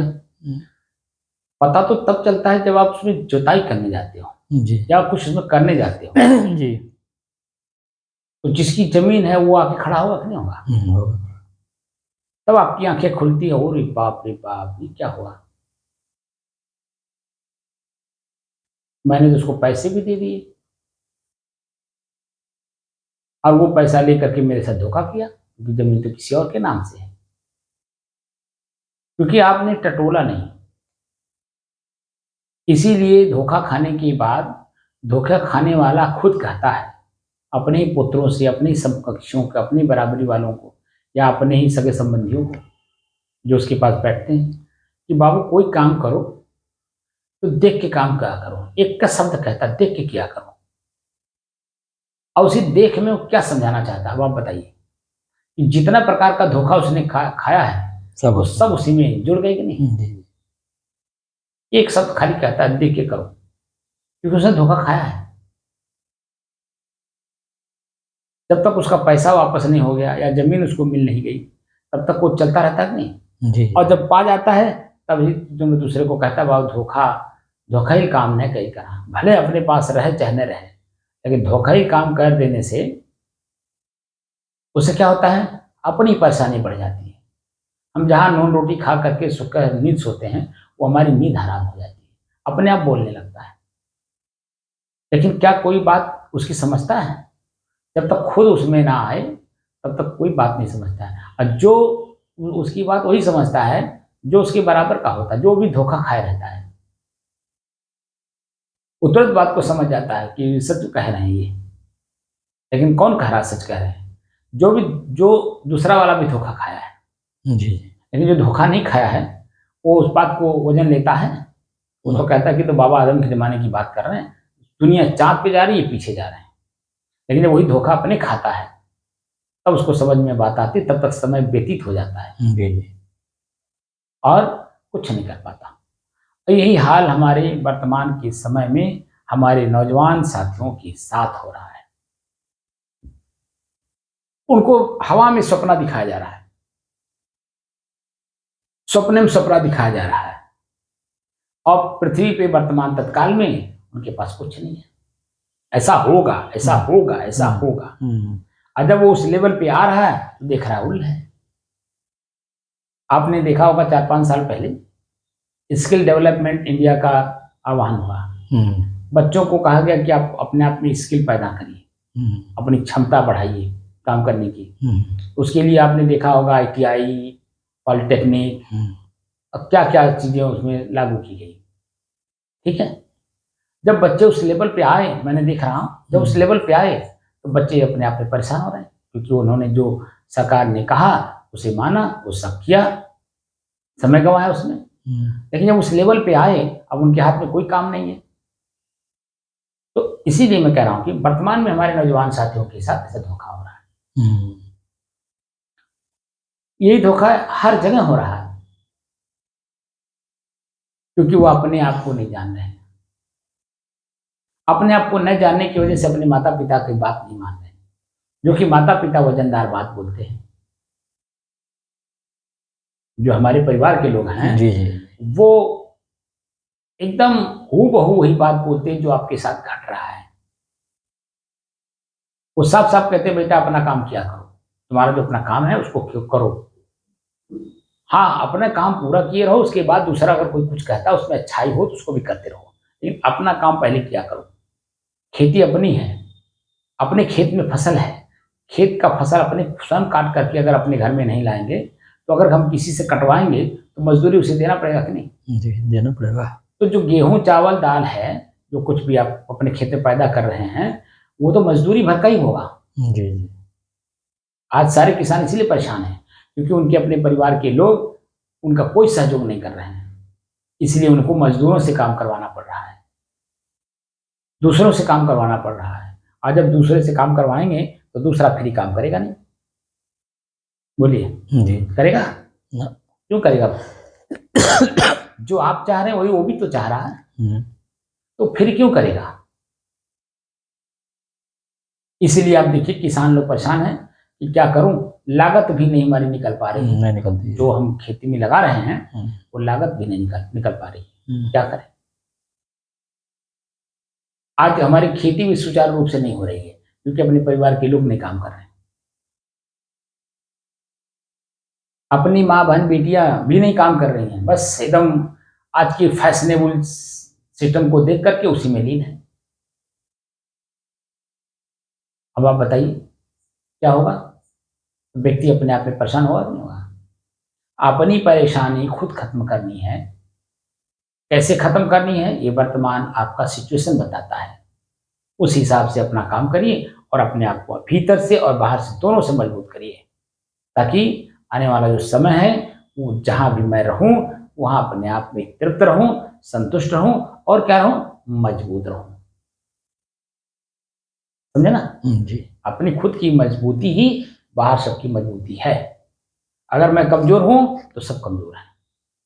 कोई मजबूत होकर के भी क्या करेगा, क्योंकि मैं कमजोर हूं, खुद कमजोर हूं, तो मेरी कमजोरी कोई दूर थोड़ी करेगा, मुझे खुद करना होगा। जी जी जैसे सभी लोग अपने अपने मजबूत हैं, इसलिए मजबूत है क्योंकि उन्होंने अपनी कमजोरी खुद देखी, खुद जानी, खुद समझी, और खुद खुद उसको जो उन्होंने दूर किया, इसलिए वो मजबूत है। और मैंने अपनी कमजोरी को दूर किया नहीं, इसलिए मैं कमजोर हूँ। जी तो अपनी खुद की कमजोरी हमें दूर करनी है। तो हमारा जीव हमारे बस में हो, स्वाद में हमारे बस में हो, कोई भी भोजन हो कैसा भी हो, शरीर निर्वाह के लिए देना है इसे। इसलिए स्वादिष्ट भोजन भी प्रिय तो लगेगा, जो बेस्वाद भोजन है वो भी प्रिय लगेगा, क्योंकि आपको पेट तक से सीमित रहना है, जीव के वशीभूत नहीं होना है। आंख से उतना ही देखना है जिससे मेरा काम हो जाए, कान से उतना ही सुनना है जितने से मेरी मजबूती कमजोर ना हो भीतर की, पैर से उतना ही चलना है जितने से मेरा काम बन जाए, हाथ से वही काम करना है जिससे कि किसी भी प्रकार का परिणाम गलत ना आए, मन में पश्चाताप ना हो कि आपने क्या कर्म कर दिया। पेट में भोजन उतना ही देना है जितने से शरीर निर्वाह हो जाए। ज्यादा दे दोगे तो तत्काल में ही आपको आलस्य नींद रूपी जो दुश्मन है वो घेर लेंगे। क्योंकि अपने यहाँ उत्तर प्रदेश में मैं देखता हूँ कि भोजन डट के कर लेंगे, और डट के करेंगे तो अब वो नींद आएगी, स्वाभाविक बात है, तो 2 घंटा सोने के लिए चाहिए। तो 2 घंटा जो दिन में काम करना है वो सोने में बिता दिया आपने, तो जब शाम होने लगता है तो चिंता बढ़ती है, क्या बताऊं मेरा समय निकल गया, तो परेशानी बढ़ती है। फिर वो काम दूसरे दिन के लिए रह जाता है, जो कि वो काम आज ही निपट सकता है, और आज निपटने वाला काम हमने कल के लिए छोड़ दिया, क्योंकि हमने भोजन ज्यादा कर ली, शरीर में जो हमारी नसें हैं वो खिंचाव में आ गई, नींद अपने आप में आ गई। काम भी करेंगे तो भी नींद आएगी, जी वहां भी मन नहीं लगता है, इसलिए आपको रेस्ट करना पड़ता है। इसलिए भोजन उतना ही देना शरीर से जिससे कि शरीर खनखन रहे। खनखन एक शब्द का प्रयोग होता है, जी जी शरीर आज मेरा बड़ा खनखन है, क्यों? क्योंकि मैंने पेट में ज्यादा दबाव वाली चीज नहीं दी, इसलिए शरीर हमारा खनखन है। खनखन का मतलब क्या? हल्कापन, जी दबाव नहीं मालूम हो रहा है, क्योंकि आलस से नींद नहीं आ रही है ना। जी तो अपने ही चीजों को मजबूत करना है, तो अपनी चीजें जब मजबूत होगी तो उसी में तो मैं, मेरे अपने लोगों की मजबूती से मैं स्वयं अपने आप में मजबूत होता हूँ। और जब मेरे अपने ही लोग कमजोर हों तो मैं अपने आप में कमजोर रहूंगा कि नहीं? जी जी और मेरे अपने आप की मजबूती से ही मेरे अपने लोग मजबूत होते हैं, ये भी बात है। जी जी मैं भीतर से मजबूत हूं तो मेरे बाहर के लोग भी मजबूत हैं। इसलिए कुल मिलाकर के देखा अगर जा रहा है तो निचोड़ क्या निकलता है? स्वयं हम अपने आप में दोषी हैं, जी और अपने आप का दोष निकाल करके स्वयं अपने आप के सामने ही हमें निर्दोष साबित करना है जी जी कि मैं कोई दोषी नहीं हूं। तो कौन दोष निर्दोष होगा?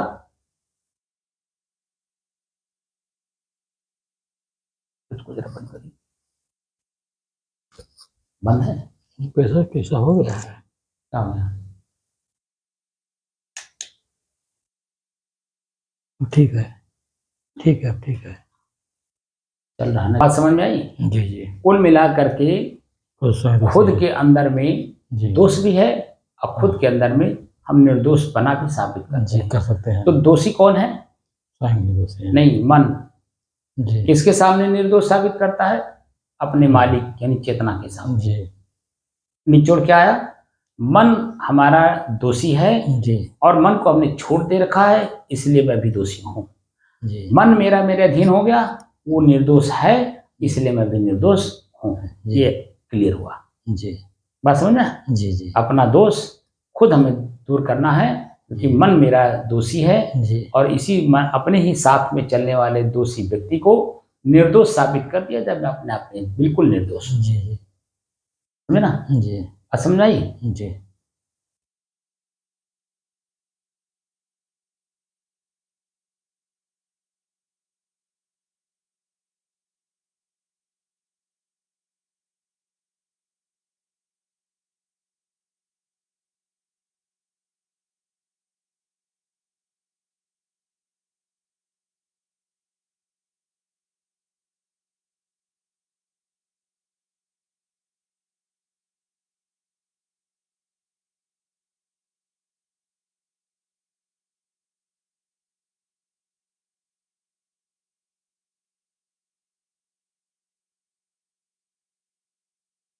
कहने वाला जिस भाव से कहता है, ठीक है, जी जो चिंतन करके, उसी भाव में सुनने वाले का जब मन रम जाता है ना, उसी भाव में, जी तो श्रोता और वक्ता दोनों की एक चित्तवृत्तियां एक हो जाती जी हो हैं। जाती इसी बात को कबीर साहब कहते हैं कि अपनी कहे मेरी सुने जी और सुन मिलिए क्या हो, तो वहां द्वंद्व नहीं रह जाता, जी जी कोई लड़ाई झगड़ा या अंतरकलह है कुछ नहीं रह जाता, बल्कि दोनों एक हो जाते हैं, जी जी क्योंकि दोनों का मन एक हो गया है। एक हो गया।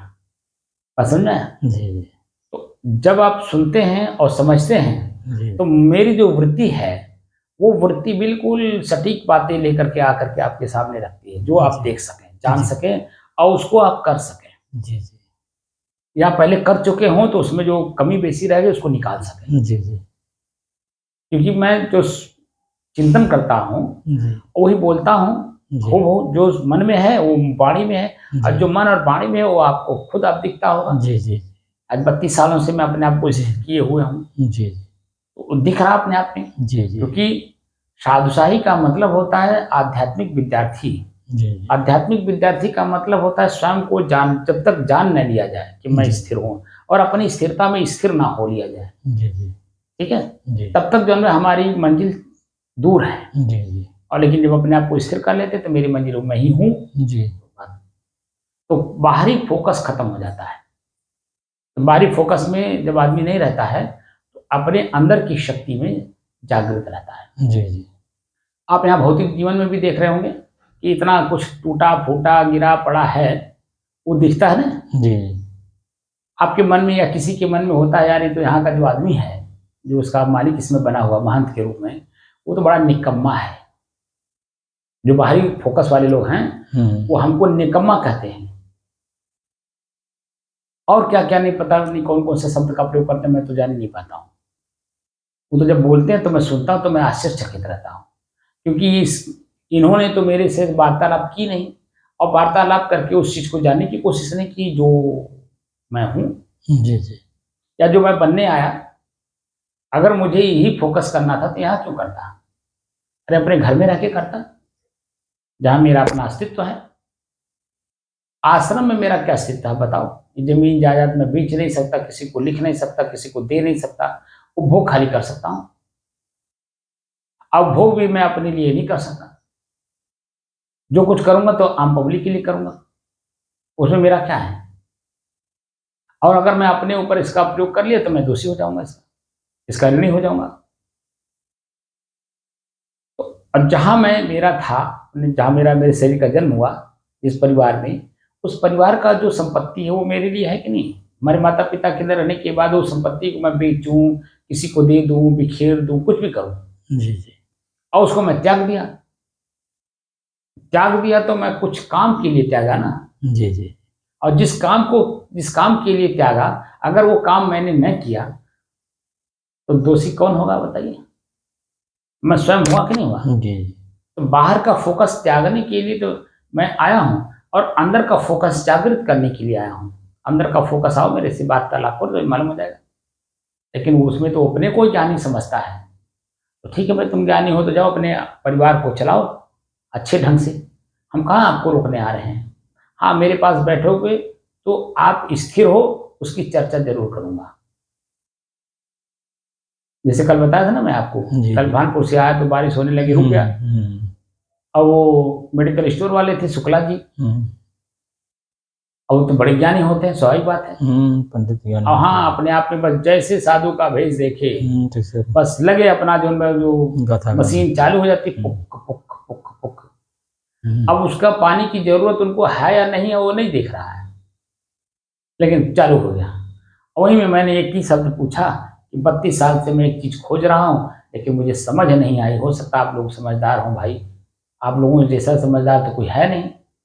ये जो शरीर है ये शरीर ही मैं हूँ कि मेरा है, यही नहीं समझ में आ रहा। तो कह रहे हैं कि नहीं मैं हूं ना मेरा है, दोनों नहीं। और तो पब्लिक आ गई, आम पब्लिक जो रोगी है दवा लेने, तब तो बारिश खत्म हो गई। मैंने कहा कि इनसे उलझना उचित है, क्योंकि खुद ही ज्ञानी है। अभी वो अपने ज्ञान हमारे ऊपर थोपने लगेंगे, तो हमें इनका ज्ञान तो चाहिए भी। अगर इनका ज्ञान चाहिए तो इसका मतलब हम भी चले शादी करें, ब्याह करें, तो हमको भी जरूरत पड़ेगी भाई, दुकान कैसे चला रहे हैं, दुकान कैसे बनता है, कैसे लिया जाता है, कैसे खोला जाता है, अब फिर इनकी जरूरत पड़ेगी। ये भी बताएंगे कि नहीं बताएंगे, ये भी नहीं मालूम। तो इसीलिए ना हमें इनका चाहिए, ना हमको इनके पास बैठना, न सुनना है। चल दिए। तो कहने का तात्पर्य यही है कि आप अपने में जो काम करने के लिए आए हैं जी उस काम को सुचारू रूप से करिए, जी जी ताकि उसका परिणाम सामने दिखाई दे। जी जी तो हम लोगों का काम क्या है?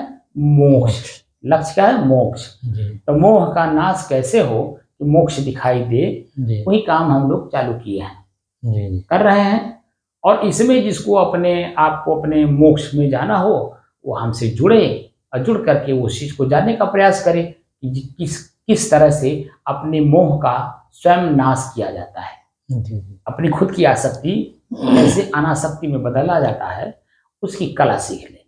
बस कुछ करना थोड़ी है, जी जी क्योंकि वह आप भी जानते हो, लेकिन जानने जब तक वो जानने लगते हो तब तक पता चला कि आपका पास जो था संपत्ति काफी वो गायब, बीत जाता है, उस काफी समय बीत गया। जी और वही चीज जो सामने 10 साल बाद आने वाला है, जी 20 साल 50 साल बाद आने वाला है, जी। मैं तत्काल आपको उस चीज को दिखा रहा हूँ। जी जी अगर आंख खोलनी हो हाँ, तो मेरे साथ आओ, जी, खोल जी। करके देखो जो 10 साल 20 साल 50 साल बाद आने वाला है, मैं तत्काल दिखा रहा हूँ। जी जी और इसी नाते तो मैं स्थिर हूँ। जी जी और ये बात मेरे समझ में आई, क्योंकि गुरु जी ने कहा कि बेटा ब्याह नहीं है ब्यादी है, सकहु तु जाहु बचाए, अब पायन बीड़ी परत हैं ढोल बजाए बजाए। वो 50 साल दूर की बात कर रहे थे कि नहीं? बोलिए। ये वाक्य जो है जी जी उस परिणाम को दर्शा रहा है कि जो वर्तमान समय है आपका, जी इसके बीत जाने के बाद जो आने वाला है, जी जी और उसमें जब फंस जाओगे दलदल में, तो जी, कोई जी। आपको छुड़ाने वाला नहीं, बचाने वाला नहीं, उस दलदल से कोई निकालने वाला नहीं। हाँ, जब तक खुद का बल नहीं लगाओगे, कहीं भी रहो, बिना बल लगाए अपना आप वहां से निकल नहीं सकते हो। जी जी अब पता चला कि वहां बलहीन हो जाओगे, वहां पहुंचते पहुंचते बलहीन हो जाओगे। जो आज बल है, ताकत है, जी ये बल ताकत नहीं रह जाएगा। आंख जी से दिखाई नहीं देगा, कान से सुनाई नहीं देगा, पैर से चल नहीं पाओगे, हाथ कुछ कर नहीं पाएगा, मुंह से कुछ निकाल नहीं पाओगे। वो स्थिति आज दर्शा रहे हैं कि अपनी जो शक्ति है उस शक्ति को यथावत बनाए रखो, ताकि वो अंतिम तक आपको काम आए। तो शरीर की शक्ति, मन की शक्ति, दोनों शक्तियों को अगर हम अपने आप में समाहित कर दें, तो मेरी अपनी खुद की शक्ति वहां जन्म धीरे धीरे जागृत हो जा रही है। और वही आप देख रहे हैं कि शब्दों के माध्यम से मैं आप लोगों को उस चीज को दर्शाने की कोशिश कर रहा हूं जो मैंने 50 साल पहले जो देखा था, और आज जो मैं देख रहा हूं उसी को दिखा रहा हूं। क्योंकि किसी का सानिध्य हमने लिया, और सानिध्य में 12 साल तक लगातार उनके मन में मन मिला करके काम किया, तब जाकर के इस चीजों को मैं बोल पा रहा हूं। उनके मन में अपने आप को मन न मिलाया होता, उनकी क्रियाओं में अपनी क्रिया को न मिलाया होता, उनके रहन सहन, उठना बैठना, बोली चाल, भाषा में अपने को न मिलाया होता, तो आज मैं समझ पाता इस चीज को? कतई नहीं समझ पाता। क्योंकि माँ के पेट में जो बच्चा होता है ना, माँ का सोचना, बोलना, चलना, उठना, बैठना, सोना, जागना हर तरह से बच्चे का होता है। इसीलिए माँ को देखिए, हमेशा पेट पे हाथ फेरती रहती है और अपने दिल दिमाग को बच्चे के ऊपर रखती है। आंख से बाहर से नहीं दिखाएगा देगा, क्योंकि वो भीतर से अपने बच्चे को पाल रही है। इसी तरह से गुरु होते हैं, जब शिष्य गुरु को समर्पित रहता है ना, तो गुरु उसको हर तरह से सक्षम बना देते हैं। वो पूरे वर्ल्ड में अपना डंका बजा देता है। जैसे स्वामी शंकराचार्य जी हो गए, जैसे महात्मा बुद्ध हो गए, जैसे कबीर हो गए, कणाद, जैमिनी, हमारे ऋषि महर्षि, हमारे राजा महाराजाओं को तो नहीं कह सकता, लेकिन संत परंपरा में ऋषियों को मैं कह सकता हूँ, विद्वानों को कह सकता हूँ। समझे ना? जो अपने आप में इतना निर्भीक रहते हैं, कहीं भी अकेले चल देते हैं, क्योंकि वो अपनी गलती खुद एहसास किए, एहसास करके बाहर निकाल दिए, और अपने जो सही चीज है मैं हूं, इसको उसने देख लिया, जान लिया, समझ लिया, उसी में अपने आप को हमेशा लीन कर लिए। इसे चाहे जहां रहे, जहां भी रहेंगे वही रहेंगे जो जहां हैं।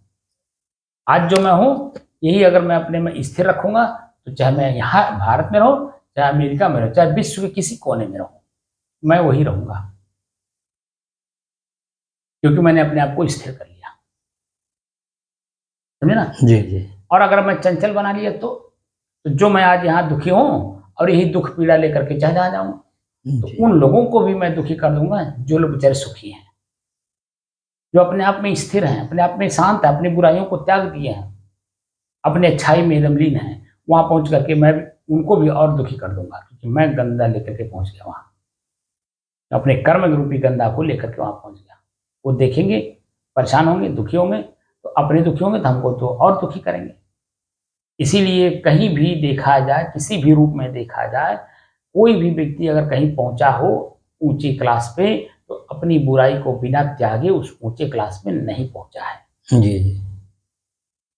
सबको त्याग करना पड़ता है तब वो दिखाई देता है।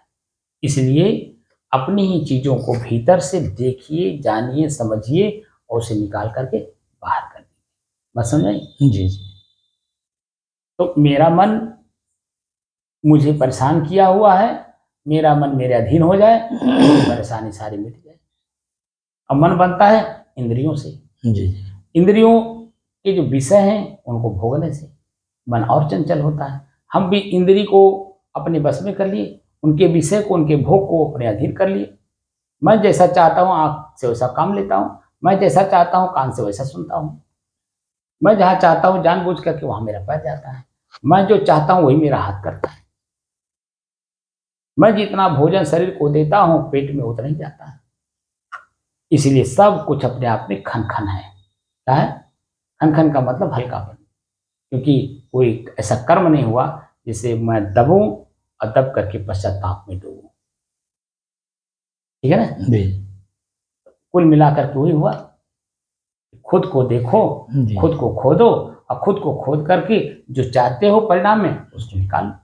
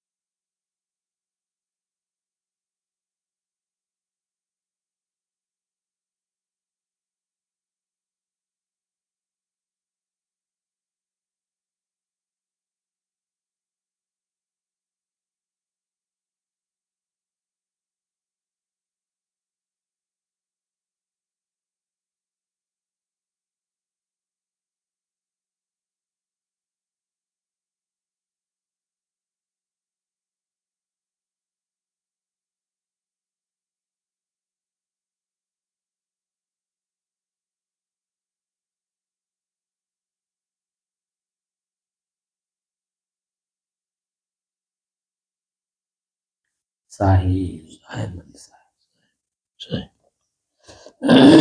बंद कर दिए।